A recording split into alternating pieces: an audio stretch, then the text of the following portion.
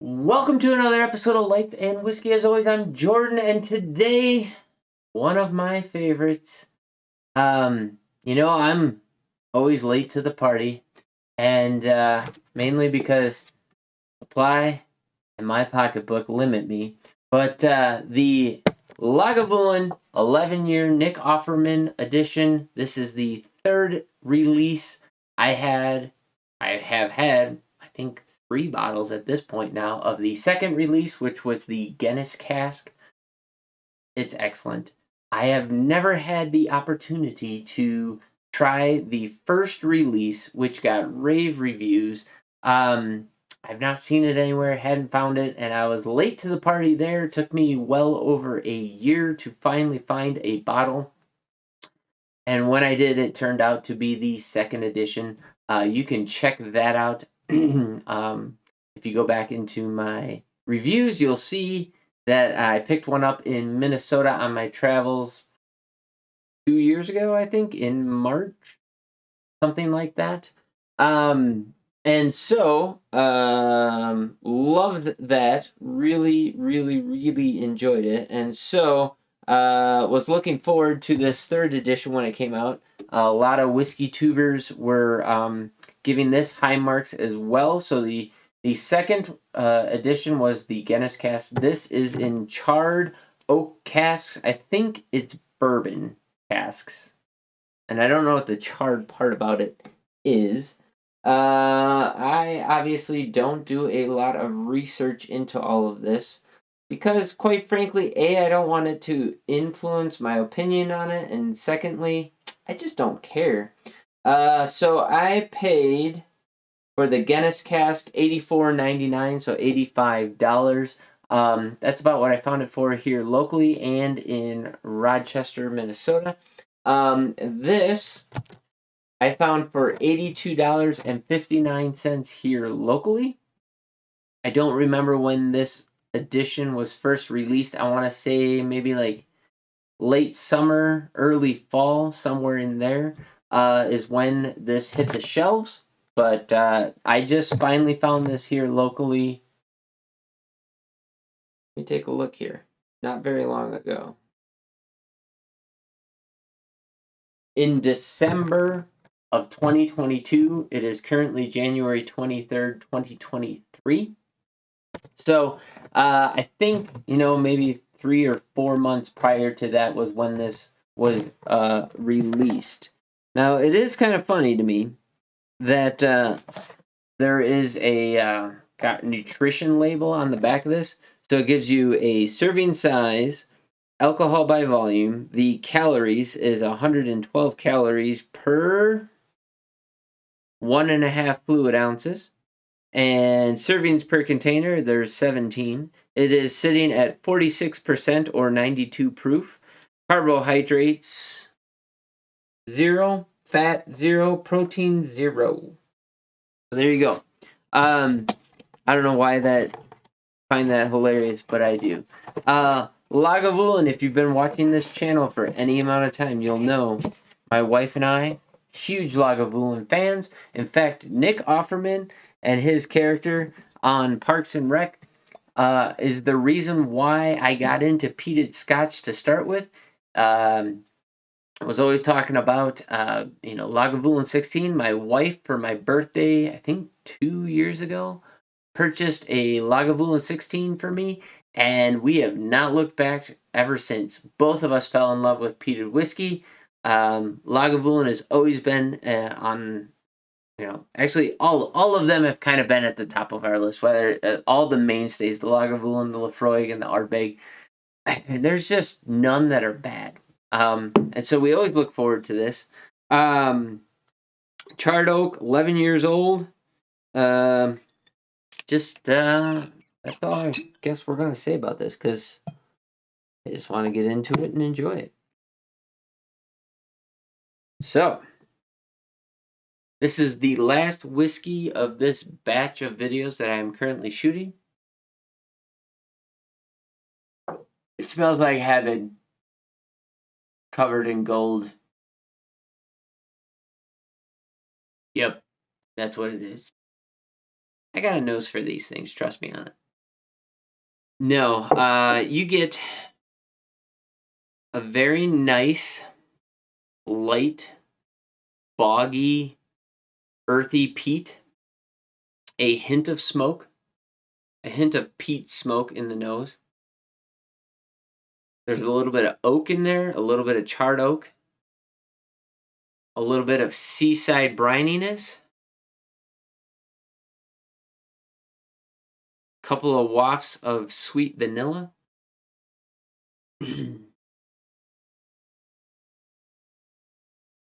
Almost like a sweet vanilla coffee in the nose. Underneath, I mean, it's just the smallest little through line underneath all of the seaside brininess and the peat earthiness.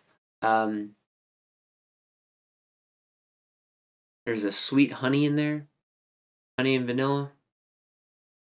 Man, it just smells delicious. A little, just a smidge of iodine in there. Going in.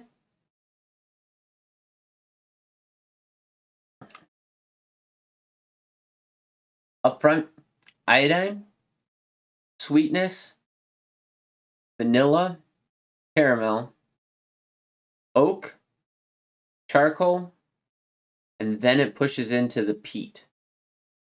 A little bit of peat smoke mixed with some iodine, a little bit of rubber, burnt rubber.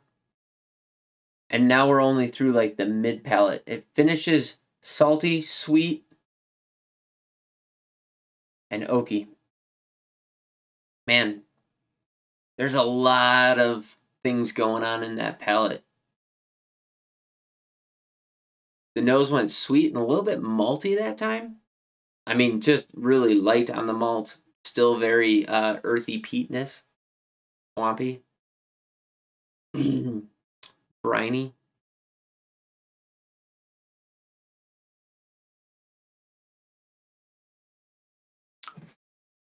Tamps down on the smoke. Lots of really nice, sweet vanillas, caramels up front. A little more a little more charcoal briquette on that one. Kind of picked up in that mid palate and carried through. And then it finally went from charcoal to a nice peat smoke, underlaying with some iodine. And a little bit of sweetness in there. I would say, of all of the Lagavulins I have had, this one has the most harsh charcoal, iodine, and um, peaty smoke flavor impacts throughout the flavor profile. You catch little parts of it here and there, but there's also this heavy, nice, enjoyable through line of sweet notes, which is why I've always been a Lagavulin fan. To me, you get the peat, the first sip, the second sip, like Lagavulin 16, you get that second sip in, and then it just, the peat disappears, and you get this really nice, sweet mid palate that comes out of nowhere.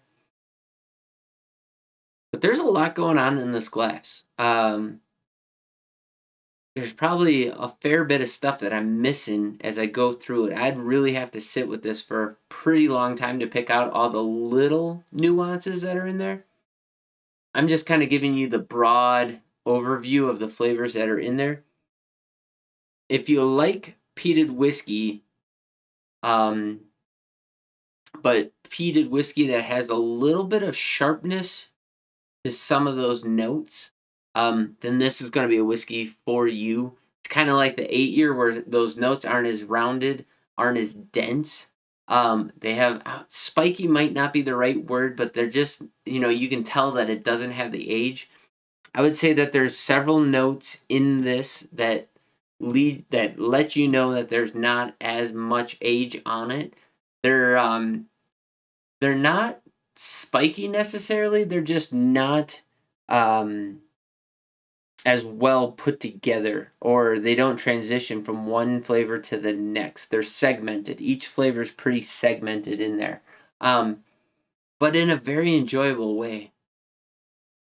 That time I almost got like a field of fresh flowers, like mountain, like so we live by the mountains. The mountain flowers in July when they're blooming. There was this a floral component, but not like walking into a flower shop, you know. But pretty nice. Last sip, the harshness went away. You get a really nice, well-rounded peat. No charcoal on that one. A good, sweet bourbon-esque mid palate with vanilla caramel. Just a nice, salty, briny finish with a hint of smoke on it. Excellent whiskey. I'm a huge fan. But if you've been watching this channel for any period of time, I mean, it would be hard for it to be crappy. Let's just put it that way. I'm a big fan of this. I do think I like the second edition better, the Guinness cask. And the thing I've always said about the Guinness cask finish was that if you if you taste it blind, you'll go, "Oh, there's a little something there." And it's not until somebody tells you that it's a Guinness cask that you're like, "Oh, yeah, no, that's definitely what it is." Like, you can taste the Guinness in it, which is awesome. Um, and the fact that, like, you can pick it out blind, even if you don't know what it is, that there's a little something extra there is awesome. I like that one better than this. However, this, the third release, does not suck. So, Lagavulin, keep it up. I'm looking forward to the next release. And it's unfortunate that Parks and Rec is no longer on there. Ron Swanson, you're my man. So Nick Offerman, that might be the best work you've ever done. It might be the only thing that I actually really care about going into the future. But if only there were more Ron Swansons in the world. Go Lagavulin. Thanks for watching. Drop in the comments down below what your experience with the third release, the Lagavulin Nick Offerman edition, third release, charred oak cask, aged 11 years. Drop in the comments down below what your experience with that is and what you can find a bottle for in your area. Like I said, I was able to find it here locally for $82.59. Not a bad price at all. Although when you can find a Lagavulin 16, like I did in